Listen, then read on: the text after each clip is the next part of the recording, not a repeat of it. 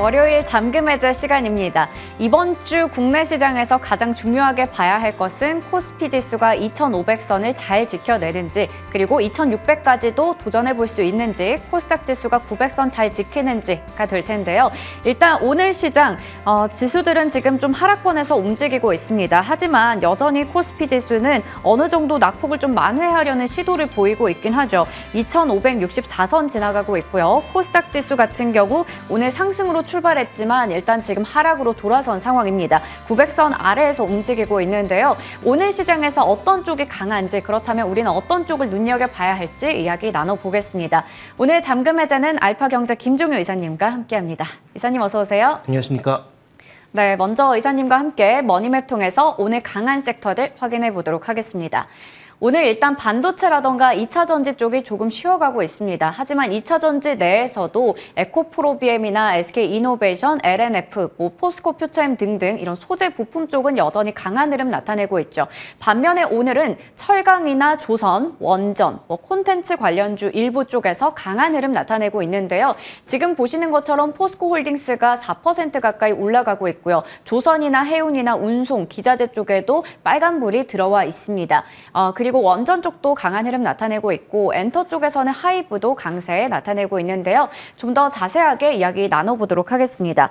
오늘 첫 번째 개장 특징주 바로 후성입니다. 후성이 지난 14일에 공시를 냈었는데 오늘부터 이 전해질 쪽에서 생산 공단의 공장의 운영을 멈춘다라는 소식이 나왔습니다. 관련해서 14일에 시간 외에서도 하한가 움직임을 나타내는데요. 오늘도 정교장에서 8% 가까이 밀리고 있습니다.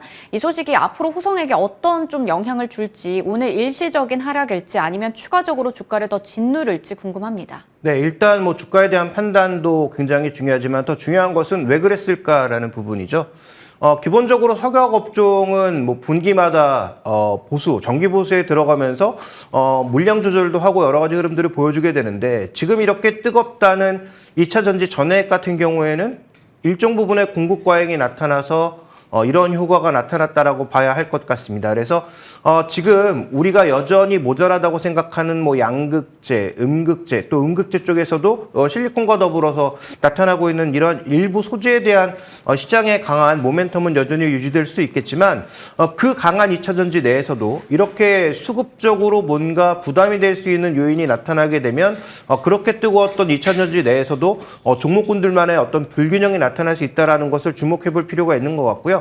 후석에 대해서만 말씀드리자면 어차피 일시적인 어떤 충격일 가능성이 높기 때문에 그 일시적인 충격 이후에 가격도 회복되고 재고도 좀 소진되면 다시 재가동될 가능성은 높겠죠. 그렇지만 이 종목이 그동안 2차 전지가 강하게 움직였던 그 추세 흐름과는 굉장히 또 괴리를 이미 보여왔다라는 점과, 그 다음에 반등폭이 상대적으로 미약했다가 악재가 나오면서 이렇게 한꺼번에 밀렸다라고 하는 것은 결국 반등을 한다고 하더라도 아주 강한 강도, 그 다음에 다른 2차 전지 소재주만큼의 강도로 움직이긴 힘들다라는 것을 방증하고 있습니다. 그래서 저가 매수, 추가적인 조정을 받으면 가능할 수도 있겠습니다만, 다른 종목만큼 공격적인 어떤 목표 수익률을 가지고 접근하시기보다는 적정선에서 좀 끊어내는 것도 필요하지 않나라고 보고 있고요. 다른 2차 전지 소재는 여전히 아직까지는 공급단에서의 문제가 없어 보이기 때문에 2차 전지 소재 같은 경우에도 지속적으로 이런 부분들에 대한 확인은 앞으로도 계속 필요하다라고 봐야 할 것 같습니다. 네, 지금 시세가 나가고 있지만 2차 전지 소재주는 여전히 강한 흐름 나타내고 있습니다.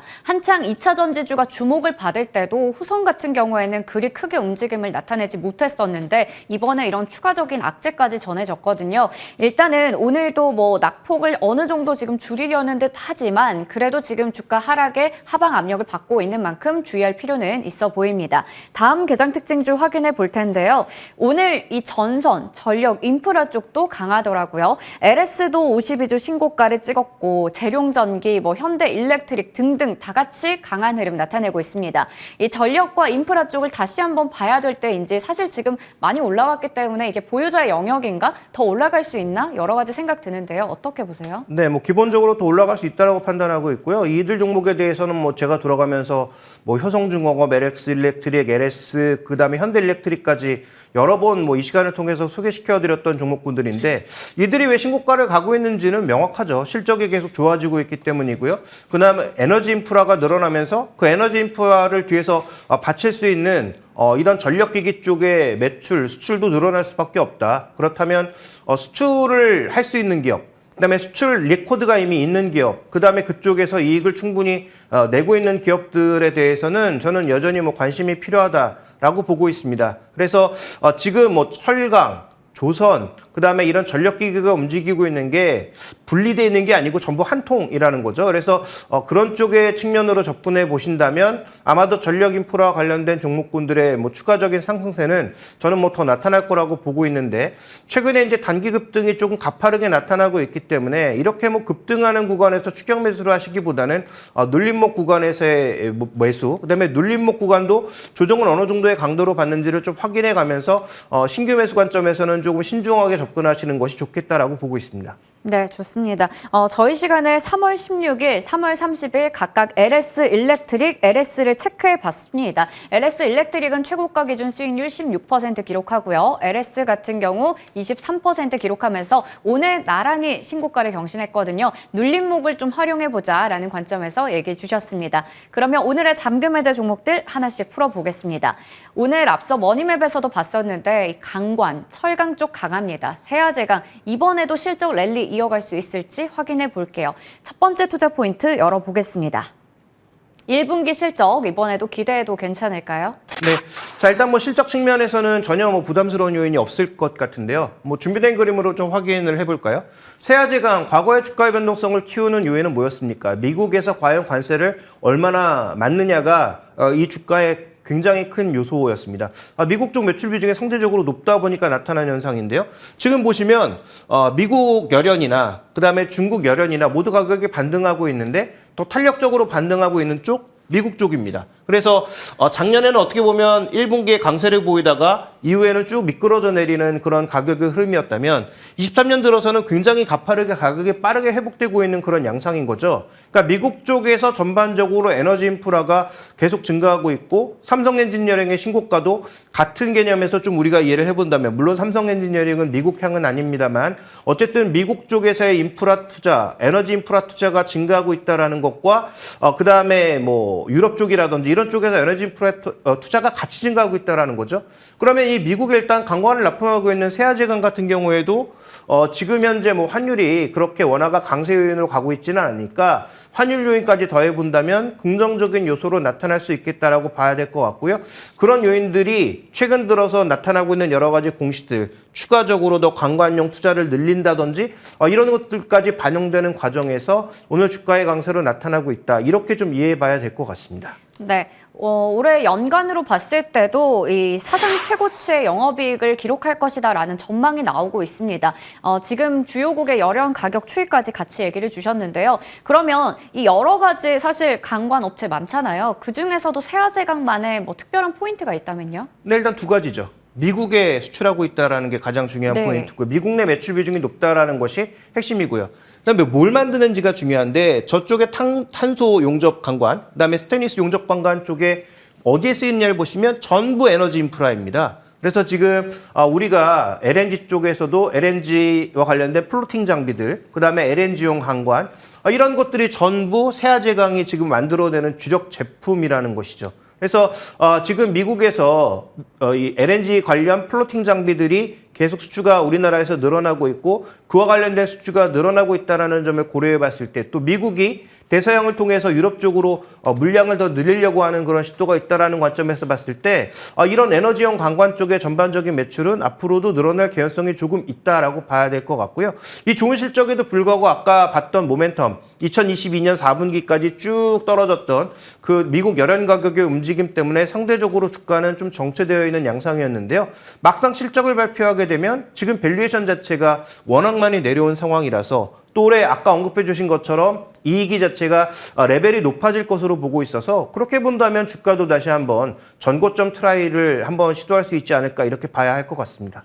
네, 지금 자리가 사실 갖고 있는 모멘텀 대비해서 상당히 저평가되어 있다라는 부분 짚어주셨는데요. 충분히 전고점 트라이도 가능하다 얘기 주셨거든요. 전고점이 2월 27일 일단 바로 직전 고점이 그때쯤이었는데 과연 그러면 어디까지 열어두고 봐도 괜찮을까요? 자, 일단 준비된 밸류에이션 차트를 한번 볼까요? 지금 뭐 PER 관점에서 보면 이게 원래 그렇게 뭐 비싸게 거래되는 종목은 아닙니다만 지금은 주가가 장기간 조정을 받으면서 PE 관점에서는 2배 수준, 그 다음에 PB 관점에서는 0.4배 정도 수준까지 내려와 있는 상황입니다. 물론 이 종목의 특성상 실적이 뭐 매년 계속 폭발적으로 증가할 수는 없는 것이고 사이클이라는 게 존재하는 것이니까 올해가 만약에 사이클 정점이거나 내년 상반기 정도가 사이클의 정점치고 떨어지는 그런 과정이라면 주가는 올해 1, 2분기 정도에 고점치고 떨어질 수가 있겠죠.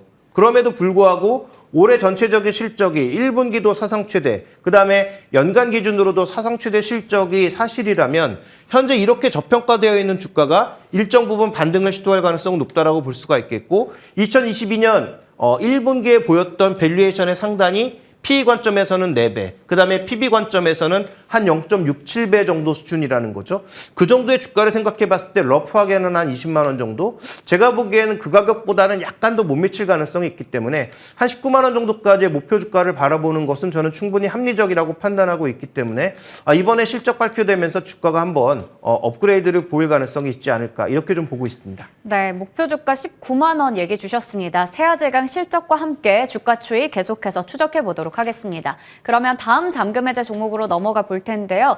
이 종목 궁금하긴 한데 워낙에 지금 시장의 눈높이가 낮아져 있잖아요. 호텔신라입니다. 유일한 리오프닝 수혜주. 과연 첫 번째 포인트는 어떤 걸까요? 먼저 첫 번째 투자 포인트, 리오프닝 효과입니다. 중국의 리오프닝 효과가 생각보다 사실 기대했던 것보다 좀 별로였거든요. 그러다 보니까 뭐 화장품이라던가 뭐 면세, 뭐 유통 이런 쪽에 대한 그 기대감도 같이 낮아지면서 주가도 그리 좋지 못한 상황이거든요. 관련해서 뭐 기대할 게 있을까요? 네. 그래도 호텔신라가 버티고 있다는 거죠. 네. 다른 뭐 백화점 종목군들은 여전히 힘을 못 쓰고 대부분 다 주가가 저점 부근에서 움직이고 있는 것과는 달리 그래도 호텔신라는 잘 버티고 있더라라는 네. 것인데 그 기전은 바로 여기에 있습니다. 자, 지금 매출액과 영업이익이 뭐 한 증권사의 추정에 불과하지만 어쨌든 2019년 대비해서 거의 100% 이상을 회복할 가능성이 높다. 자, 매출은 100% 이상을 회복하고 영업이익은 그때 수준까지는 회복을 못하죠. 그렇지만 어쨌든 매출 기준에서 성장을 나타낸다는 것 자체에 우리는 좀 더 방점을 찍을 필요가 있겠다. 그래서 순수 면세점 쪽의 매출과 이익 비중이 가장 높은 호텔신라는 비교적 견조하게 버티고 있는 것과 달리 내수 축소 우려로 인해서 밀리고 있는 백화점은 면세점 쪽에서 같이 올라가고 있는 것은 분명한데 백화점 쪽에서의 하향이 이어지다 보니까 결국은 주가가 저점에서 맴도는 뭐 신세계, 현대백화점, 롯데쇼핑 모두 마찬가지 흐름을 나타내고 있다는 것이죠. 그러면 이렇게 분리되어 있는 그래도 호텔신라 정도가 탑픽으로 볼 수 있는 상황이기 때문에 만약에 2분기까지 뭔가 좀 우리가 기대하는 변화가 나타난다면 한 번 정도의 추가적인 업사이드는 좀 더 있지 않을까 이렇게 봐야 할 것 같습니다. 네. 워낙에 지금 시장의 눈높이가 낮아진 상황인데 그에 대비해서 호텔신라 같은 경우 견조한 주가 상승세를 나타내고 있었습니다. 그러면 실적에 대한 이야기 더 해봐야 될 것 같은데 일단은 1분기 실적도 낮아진 눈높이보다는 잘 나올 것이다라는 전망 나오고 있고요. 그 1분기보다 2분기가 더 기대된다라는 증권가 이야기도 있습니다. 이 주가 상승의 조건이 실적이 맞을까요? 네, 자 일단 뭐 준비된 그림으로 한번 확인해 볼까요? 뭐 이게 필요 충분 조건까지는 아니라고 보고 있습니다만 저쪽에 지금 보시면 이 호텔신라의 2022년 4분기 매출액 비중을 봤을 때 면세점이 거의 다다라는 거죠. 왜냐하면 도심 면세점이 거의 주력을 차지하고 있기 때문에 실제로 공항 면세점 이런 쪽에서 나가는 부분 물론 있겠지만 그래서 뭐 출국자를 통해서 나타나는 매출도 물론 있겠지만 더 중요한 것은 도심에서 과연 얼마만큼의 매출이 나오느냐가 핵심 포인트라고 봐야 되는데 최근 이것은 중국과 우리가 문제를 한 번에 풀 수는 없지만 중국이 최근에 여러 국가들에게 뭔가 화해 제스처라든지 아니면 미국이 저렇게 문 닫으려고 하니까 우리는 문 열게 우리랑 같이 놀자라는 식의 어떤 뉘앙스를 계속 밖으로 내뱉고 있고요.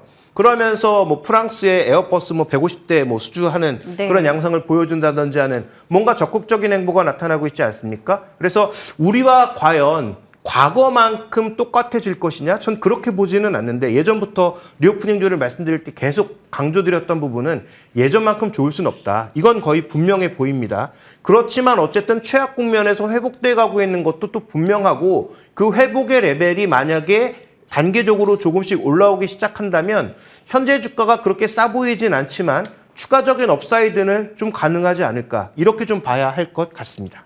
네. 그리고 또 중요한 게 바로 이거겠죠. 뭔가 리오프닝이 된다라는 신호로 우리가 볼 수 있는 게 중국인 관광객들이 국내에 들어오는 것이 될 텐데, 우리 그 이사님도 명동을 자주 가시는 걸로 제가 알고 있고, 그리고 유튜브 채팅창에도 명동에 주말에 다녀왔더니 노점상도 정말 많이 생기고 화장품 매장에 사람이 너무 많아서 들어가지도 못할 정도다라는 얘기도 나오고 있네요. 네, 실제로 중국인들 늘어나고 있는 건 분명하지만 과거만큼의 수치는 아니라는 거죠. 네. 그리고 무엇보다 그분들이 들어왔을 때 이 단체 관광객이 들어와서 숫자가 늘어나는 것, 그 다음에 이제 대형 따이공이 아니라 소형 따이공들이 늘어나면서 가격, 마진에 대한 확보를 할 수 있는 여력을 만들어주는 것. 그러니까 예전에 이 코로나로 중국도 닫고 우리도 닫았을 때는 대형 따이공들이 물량을 거의 다 장악해버렸기 때문에 국내 면세점에서 그래서 가격 협상력 자체가 없던 거죠. 사가는 사람이 그들밖에 없으니까. 그러니까 그들이 달라는 대로 줄 수밖에 없는 상황인데 소형 따이공도 들어와서 물량을 일부 가져가기 시작하면 대형 따이공에게 더 이상 이제 휘둘리지 않는 어느 정도의 마진을 확보할 수 있는 여력이 만들어진다라는 데 초점을 둬야 될 것 같고요. 자, 그런 관점에서 우리가 이제 두 가지 차트를 한번 봐야 될 텐데 먼저 준비된 좀 그림을 보시면 자, 지금 증감률 측면에서 한국으로 오는 중국인들 대거 늘어나지 않았습니까? 근데 과거 수준으로 비교해 봤을 때는 아직도 굉장히 부족하다는 거죠. 그렇지만 우리가 모멘텀 측면에서 보자면 지금 변화율이 400% 이상으로 나오고 있다. 거의 봉쇄 수준에서 어쨌든 빠르게 회복되어 가고 있는 과정이다. 그래서 예전이 100이라고 한다면 그 100까지 갈 가능성은 낮지만 적어도 한 5, 60 정도 수준까지만 올라간다면 그러면 지금보다는 좀 더 업사이드를 볼 수 있지 않느냐라는 판단이고요. 그럼 밸류를 한번 볼까요? 지금 밸류는 아까도 언급드렸던 것처럼 싸지가 않습니다. 자, 지금 현재 PE 관점에서의 전반적인 움직임. 뭐 이게 과거에 비해서는 조금 낮아 보이긴 합니다만 그래도 지금 뭐 시장 PER 대비 그다음에 시장의 다른 유통주 대비해서 전혀 싸 보이지 않는 주가는 결국은 매출, 모멘텀 이 두 가지로 뚫고 나가는 수밖에 없다라고 보여집니다. 그래서 이 종목은 목표 주가를 높게 잡을 수는 없을 것 같고요. 지금 현재 밸류의 좀 상단이라고 볼 수 있는 가격이 한 10만 원 정도 내외 정도이기 때문에 이번에 회복되는 중국인들의 회복 여력이 한 뭐 60, 70% 정도로 우리가 이 분위기에 가정해 본다면 과거 전성기 시절에 60, 70%로 가정해 본다면 밸류에이션도 딱 그 정도만 적용해서 한 10만 원 정도가 제가 보기엔 거의 목표 가격의 한계가 아닌가 이렇게 보여지고 있습니다. 네, 목표 주가는 좀 밸류 상단 정도로 잡아주셨습니다. 10만 원 얘기를 주셨고요. 아무래도 지금 자리에서 가장 중요한 건 또 중국인 관광객들이 얼마나 더 들어오는지 리오프닝의 효과가 얼마나 이 기업에게 잘 반영이 될지가 되겠습니다. 계속해서 지켜보도록 하겠습니다. 이렇게 저희 계좌에 답답함이 있는 종목에 대한 이야기 하나씩 풀어봤습니다. 지금까지 알파경제 김종효 이사님과 함께했습니다. 이사님 고맙습니다.